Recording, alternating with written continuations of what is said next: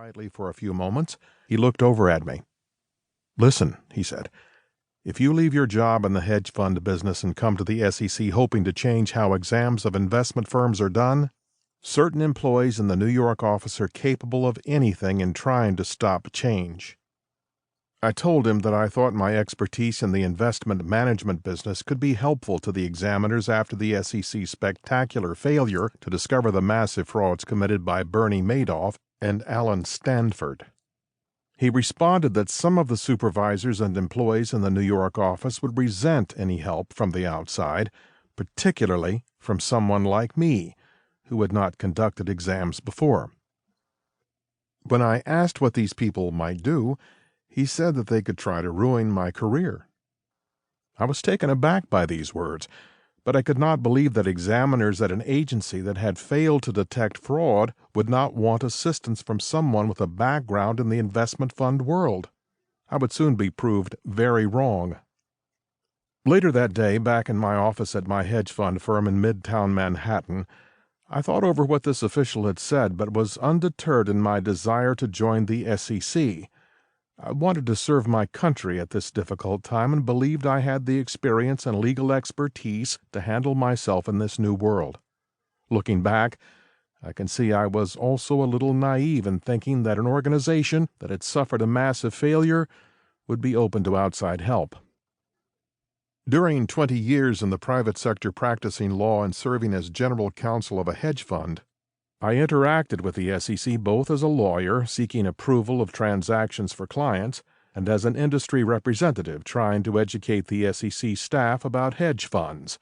It was clear to me that many SEC employees did the best they could on hedge fund issues, but the agency had few people with expertise in the field.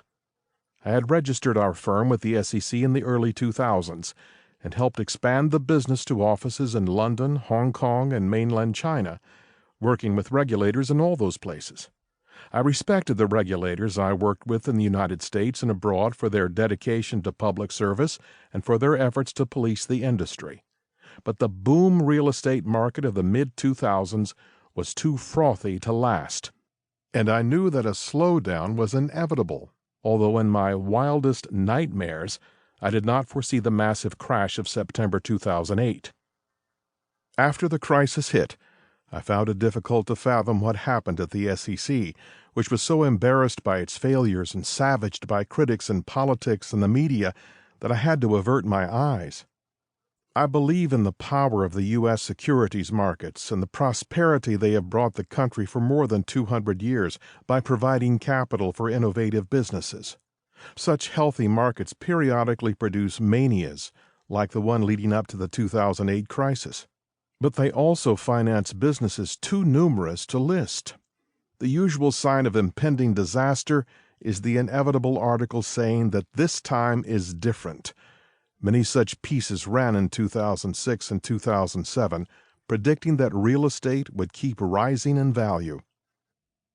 I worried that the reaction to the crisis would harm the position of the United States as the financial center of the world. I believed my expertise in private funds and securities laws, which I had spent 20 years building, would be helpful to the SEC as it tried to recover from its debacle. So despite the prescient warning, I continued with my application to join the SEC's New York office. Once I'd made the decision, I felt excited to be entering public service for this great country, but also hesitant about what was to come. I gave up a partnership in a prestigious established hedge fund manager at a time when my wife and I were raising 4 kids. I was not only taking a massive pay reduction, but also stepping out of the industry where I'd made a good career. Happily, despite the challenges, it turned out to be the best experience of my working life. I had been hired by New York office head George Canellis, with the approval of SEC Chair Mary Shapiro, to overhaul the SEC's processes in order to unearth the next Madoff or Stanford, before that person fleeced unwitting investors. When I started, the fallout from these failures was still reverberating. The SEC Inspector General, IG, a position created by Congress to investigate legal and compliance deficiencies and failures within the Commission, had issued reports on the exam division's blunders.